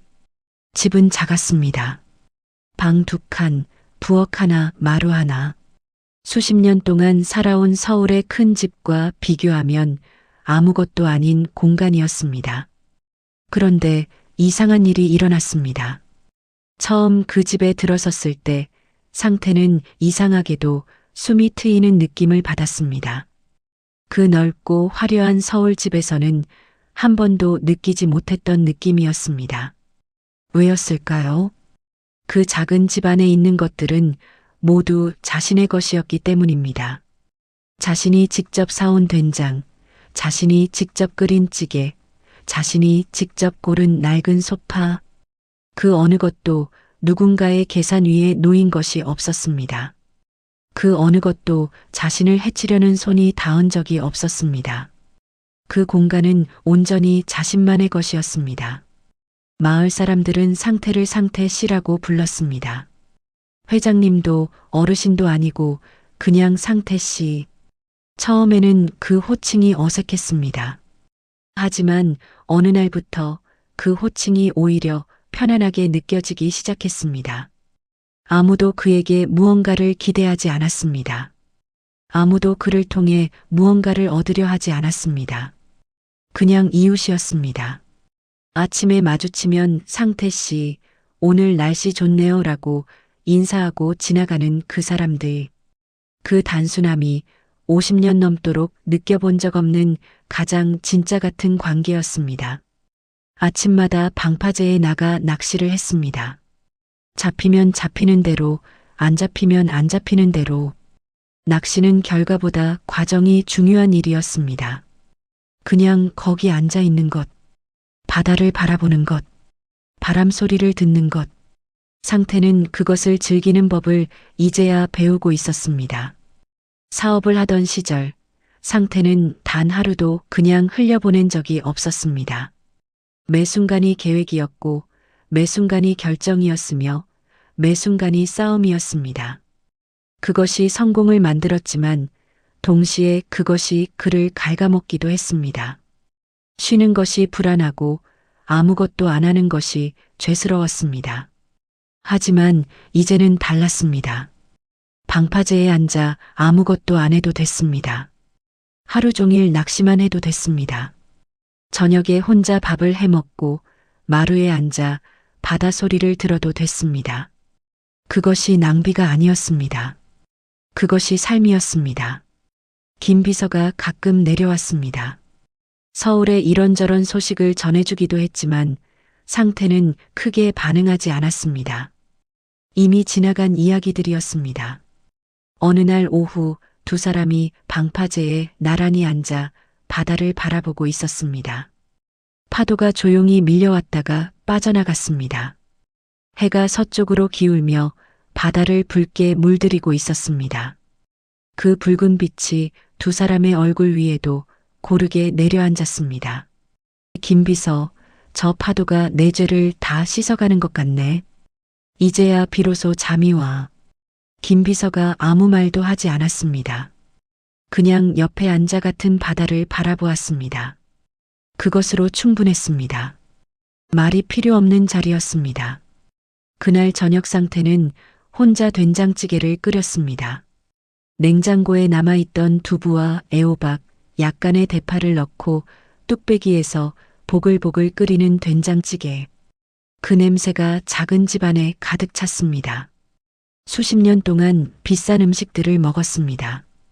호텔 만찬도, 기업 접대도, 명절마다 가득 차려지는 진수성찬도, 외국 출장 때 먹었던 고급 스테이크도, 거래처 사장들과 마셨던 비싼 와인도. 하지만 지금 이 된장찌개 냄새가 그 어떤 것보다도 더 진하게 코끝을 자극했습니다. 상태는 혼자 밥상 앞에 앉았습니다. 숟가락을 들었습니다. 그리고 천천히 뜨겁고 깊은 된장찌개 한 숟가락을 입에 넣었습니다. 짜고 뜨겁고 구수했습니다. 그리고 이상하게도 눈물이 났습니다. 슬퍼서가 아니었습니다. 억울해서도 아니었습니다.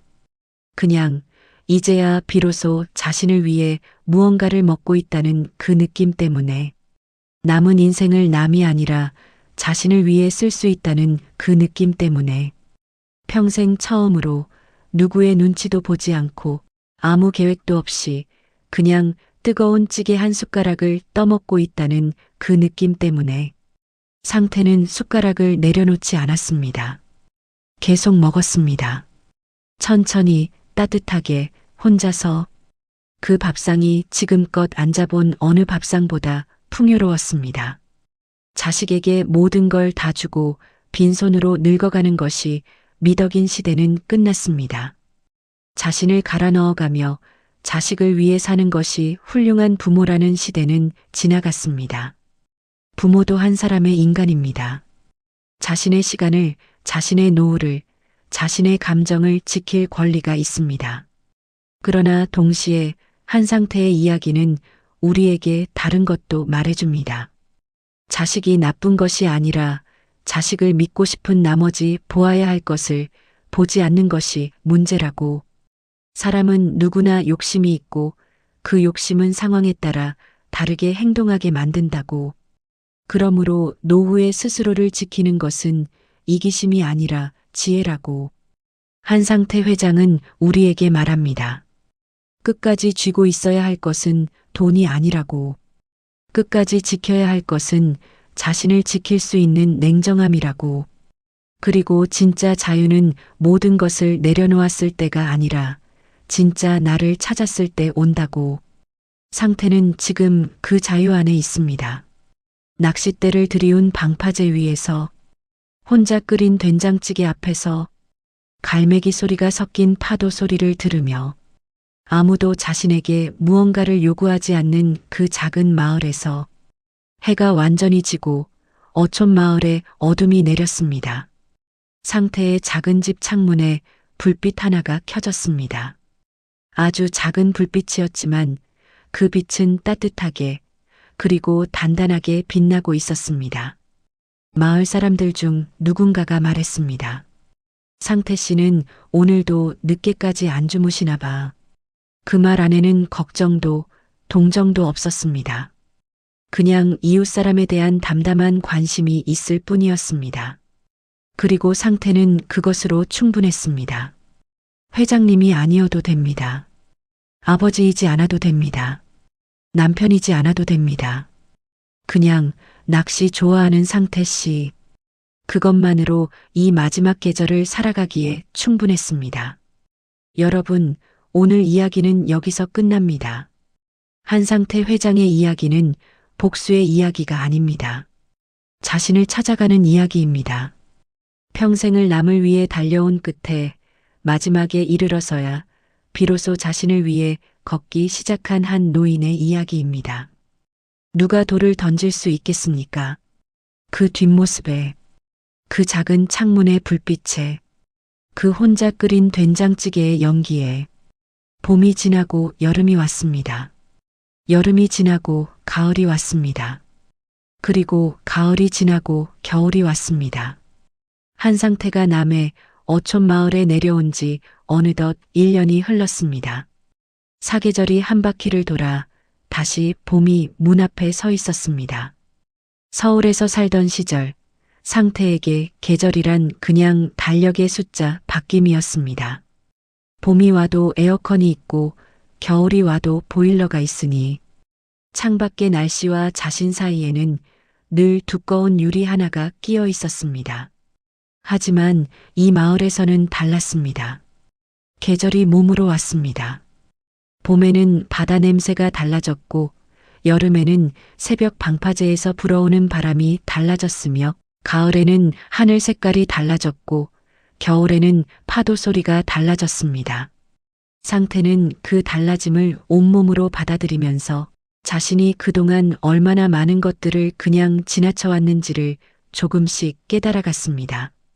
봄이 처음 왔을 때 상태는 마을 뒷산에 처음으로 올라가 보았습니다. 산이라고 하기에는 민망할 만큼 낮은 야트막한 언덕이었지만 상태에게는 그것도 만만치 않은 도전이었습니다. 무릎이 아팠습니다. 중간에 2번을 쉬었습니다. 숨이 찼습니다. 하지만 정상이라고 할 수도 없는 그 낮은 언덕. 꼭대기에 서서 아래로 펼쳐진 바다를 바라보았을 때 상태는 이상한 감정에 사로잡혔습니다. 왜 이 기분이 낯이 익을까? 어디서 느껴본 적 있는 이 기분이 무엇일까? 생각해보니 알았습니다. 어릴 때였습니다. 경상도 시골 마을에서 뒷산에 올라 논과 밭이 펼쳐진 마을을 내려다보던 그 소년 시절의 기분이었습니다. 아무것도 가진 것 없고 아무것도 알지 못하던 그 시절. 그런데 그 시절의 기분이 지금 다시 왔습니다. 이상한 일이었습니다. 세상에서 가장 많이 가졌다가 모든 것을 내려놓고 난 자리에서 오히려 그 아무것도 없던 시절의 기분이 돌아온다는 것이 상태는 그 언덕 꼭대기에서 오랫동안 서 있었습니다. 바람이 불었습니다. 흰 머리카락이 바람에 흩날렸습니다. 누군가 그 모습을 사진으로 찍었다면 늙은 노인이 바닷바람을 맞으며 서 있는 그저 평범한 장면처럼 보였을 겁니다. 하지만 그 안에 어떤 감정이 흐르고 있는지는 그 자신만이 알았습니다. 홀가분하다는 것, 이렇게 가벼운 느낌이 있다는 것, 짐을 내려놓은 것이 아니라 사실 그것들이 짐이었다는 것을 이제야 알게 된 그 느낌. 상태는 그 언덕에서 내려오면서 한 가지 결심을 했습니다. 앞으로는 매일 아침 이 언덕에 오르기로, 무릎이 아파도 숨이 찬 날에도 비가 오는 날에도 몸이 허락하는 날까지는 매일 오르기로. 그것이 이 마을에서의 첫 번째 루틴이 됐습니다. 여름이 왔을 때 상태는 마을 사람들과 조금씩 가까워지기 시작했습니다. 처음에는 인사만 했습니다. 좋은 아침입니다. 오늘도 덥네요. 그 수준의 짧은 교환. 하지만 그 짧은 교환이 쌓이면서 상대의 이름을 알게 되고 상대의 사정을 알게 되고 상대가 어떤 사람인지를 알게 됐습니다. 방파제 끝에서 늘 혼자 낚시를 하는 70대 남자 박 씨. 그는 아내를 10년 전에 먼저 떠나보내고 혼자 살고 있었습니다. 말이 별로 없었지만 낚시 자리를 내어주는 방식으로 호의를 표현했습니다. 상태가 처음 방파제에 나왔을 때 박 씨는 아무 말 없이 자기 옆자리를 손으로 가리켰습니다. 여기 앉으라는 뜻이었습니다. 상태는 그 자리에 앉았고 두 사람은 1시간을 아무 말 없이 낚싯대를 들이우고 앉아 있었습니다. 그것이 이 마을에서 맺은 첫 번째 관계였습니다. 말 없이, 요구 없이, 계산 없이.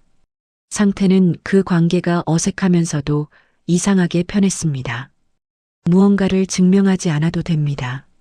무언가를 줘야 하지도 않습니다. 그냥 거기 있는 것, 그것만으로 충분한 관계. 그런 관계가 있다는 것을 상태는 79에 처음 배웠습니다. 마을 슈퍼마켓을 운영하는 60대 아주머니 최 씨는 상태가 처음 들어왔을 때부터 유심히 봤다고 했습니다. 도시에서 내려온 사람이 티가 났기 때문입니다. 말투, 걸음걸이, 사람을 대하는 방식. 도시 사람 특유의 무언가가 있었습니다. 그러나 최 씨는 캐묻지 않았습니다. 그냥 물건 살 때마다 친절하게 대했습니다. 그리고 어느 날 된장을 사러 온 상태에게 말했습니다. 어르신, 우리 마을 된장이 더 맛있어요. 직접 담근 거예요. 그리고 슈퍼 뒤에서 자기가 담근 된장 한 통을 꺼내왔습니다. 값을 받지 않으려 했습니다. 상태는 한사코 돈을 내밀었고 최 씨는 웃으며 받았습니다. 그러면 다음에 낚시 잘 되면 생선 한 마리 가져다 주세요. 그것이 이 마을의 방식이었습니다. 주고받음이 있지만 계산이 없었습니다. 마음이 담긴 교환. 상태가 수십 년 동안 익숙했던 비즈니스적 교환과는 전혀 다른 것이었습니다. 가을이 왔을 때 상태는 마을 경로당에 처음으로 들어갔습니다. 처음에는 선뜻 발이 떼어지지 않았습니다. 경로당이라는 곳이 어딘가 자신과 어울리지 않는 것처럼 느껴졌기 때문입니다. 회장님이 경로당에 가는 것이 어색하다는 생각. 하지만 곧 그 생각이 우스웠습니다. 나는 이제 회장님이 아닙니다. 그냥 상태 씨입니다. 그리고 상태 씨는 경로당에 가도 됩니다. 경로당 안에는 7, 8명의 어르신들이 앉아 있었습니다. 텔레비전이 켜져 있었고 화투를 치는 사람도 있었고 그냥 앉아 이야기를 나누는 사람도 있었습니다. 상태가 들어서자 모두 돌아봤습니다. 저 집에 새로 이사 온 분 아니야? 맞아, 상태 씨. 어서 오세요. 여기 앉아요. 그 자연스러운 환대가 오히려 상태를 잠깐 당황하게 만들었습니다. 서울에서는 새로운 공간에 들어갈 때 늘 무언가를 증명해야 했습니다. 어느 회사 회장이고 어떤 자산이 있고 어떤 인맥이 있는지 그것들이 있어야 환대를 받을 수 있었습니다. 그런데 이 작은 경로당에서는 아무것도 묻지 않았습니다. 그냥 사람이 왔으니 앉으라는 것이었습니다. 상태는 그날 처음으로 화투를 쳤습니다. 사실 화투는 젊은 시절부터 알았지만 오랫동안 치지 않았습니다. 회장님이 화투를 친다는 것이 어울리지 않는다고 생각했으니까요. 하지만 이날은 어울리고 어울리지 않고를 생각하지 않았습니다. 경로당 어르신들이 자리를 내어주었고 상태는 그냥 앉아 패를 받았습니다. 지고 이기는 것이 중요하지 않았습니다. 옆에 앉은 80대 어르신이 패를 잘못 내어도 웃으며 넘어갔고 상태가 실수를 해도 누구도 타박하지 않았습니다. 그냥 웃고 이야기하고 그러다 보면 어느새 2시간이 지났습니다. 그 2시간이 얼마나 빠른지 상태는 놀랐습니다. 서울에서 2시간은 늘 무언가를 해야 하는 시간이었습니다. 회의를 하거나 서류를 검토하거나 전화를 받거나 쉬는 2시간조차도 불안했습니다.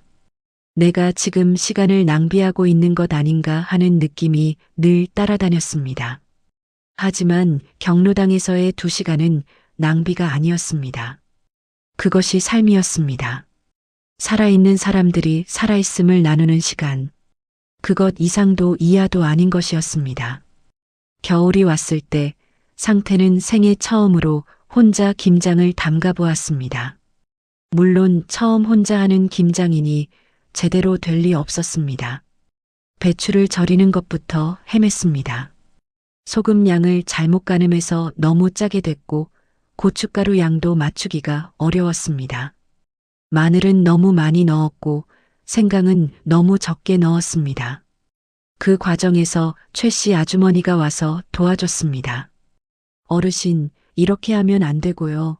이렇게 해야 돼요. 직접 손을 대어 가르쳐 줬습니다. 상태는 그 손놀림을 보면서 배웠습니다. 79에 처음으로 김장을 배우고 있었습니다. 그렇게 만들어진 김장김치는 당연하게도 최 씨 아주머니가 담근 것보다 맛이 없었습니다. 너무 맵고 너무 짜고 색깔도 균일하지 않았습니다. 하지만 상태는 그 김치를 먹을 때마다 이상하게 뿌듯했습니다. 내 손으로 만든 것, 내 노력이 들어간 것, 잘 되지 않아도 맛이 없어도 그것이 내 것이라는 사실만으로 충분히 가치가 있었습니다. 그리고 그 겨울이 지나 봄이 다시 왔습니다. 1년이 흐른 것입니다. 상태는 그 봄 아침에도 언덕에 올랐습니다. 무릎은 여전히 아팠습니다. 숨도 여전히 찼습니다. 하지만 1년 전보다는 조금 수월했습니다. 몸이 이 생활에 조금씩 적응하고 있었습니다. 언덕 꼭대기에서 바다를 내려다보았습니다. 바다는 변함없이 거기 있었습니다. 파도는 변함없이 밀려왔다 나갔습니다. 갈매기들은 변함없이 바다 위를 날았습니다. 상태는 그 풍경을 바라보며 생각했습니다. 나는 1년 동안 무엇을 잃었고 무엇을 얻었는가.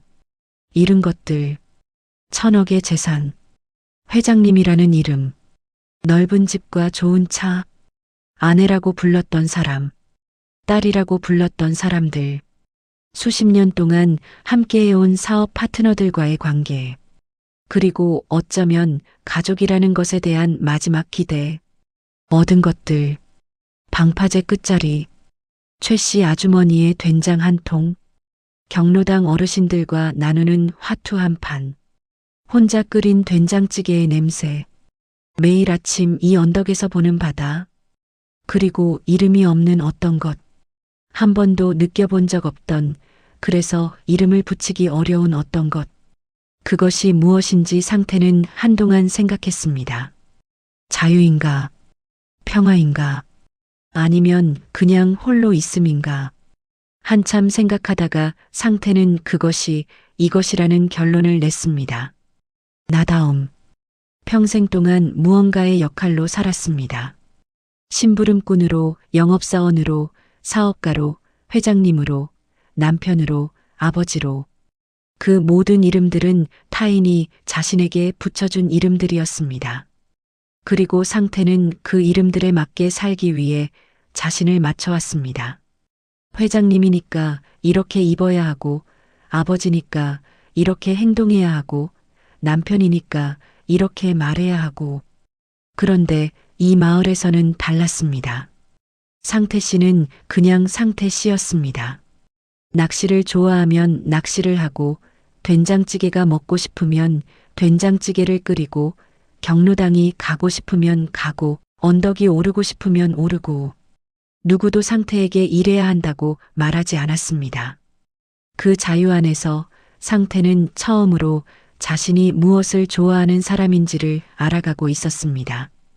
79에 자신이 누구인지를 알아가고 있었습니다. 어떤 사람들에게는 너무 늦은 발견처럼 보일 수도 있습니다. 하지만 상태는 그렇게 생각하지 않았습니다. 늦은 것이 아닙니다. 지금이 때인 것입니다.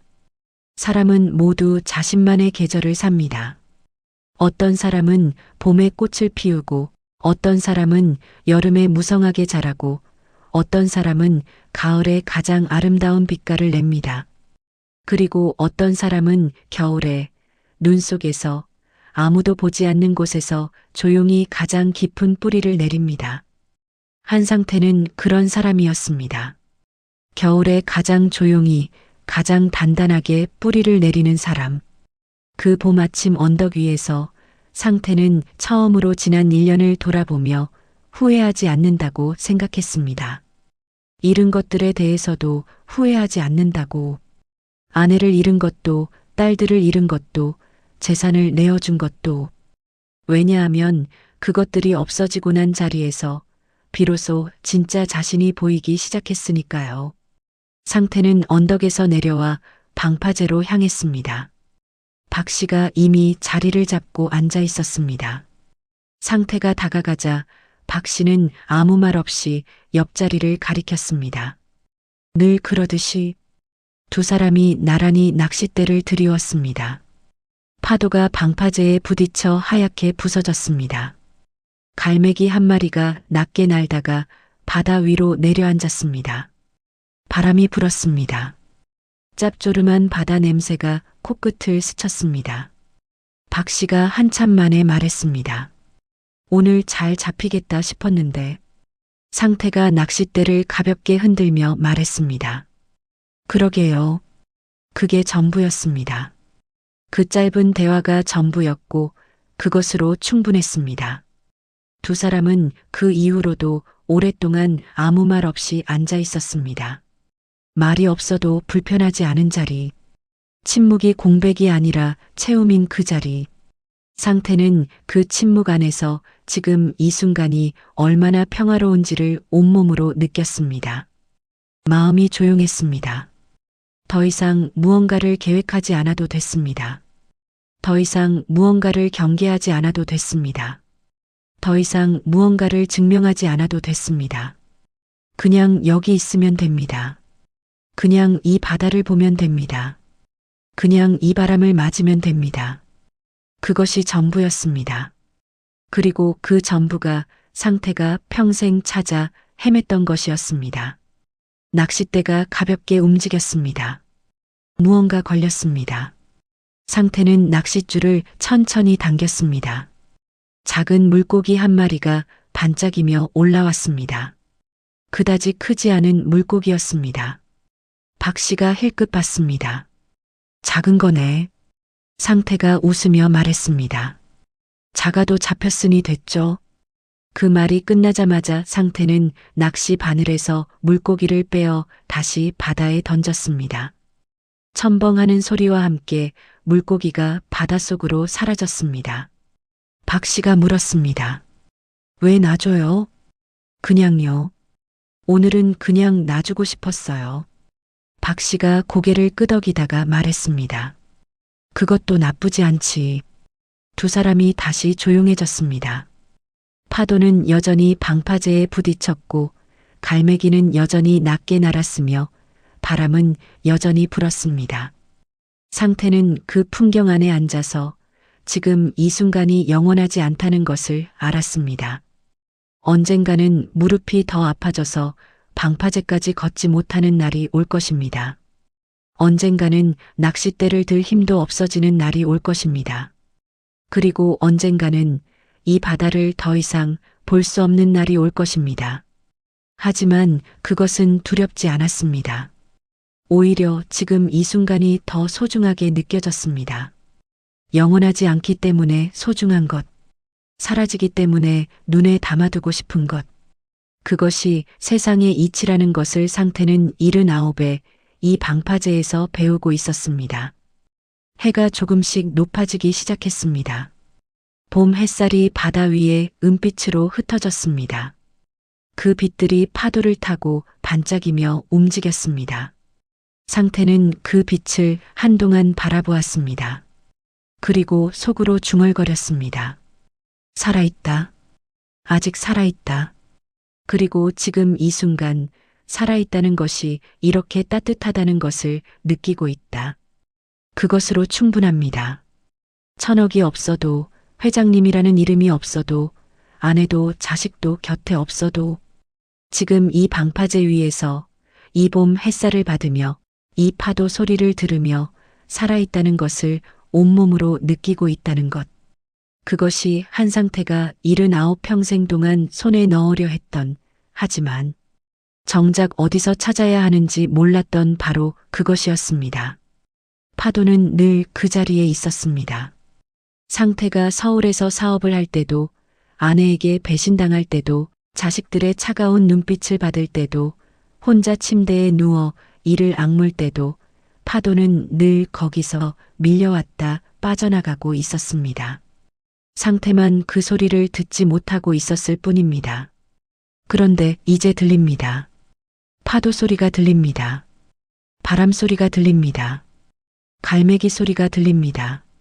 그리고 그 소리들 사이 어딘가에서 아주 오랫동안 잊고 있었던 자신의 숨소리도 들립니다.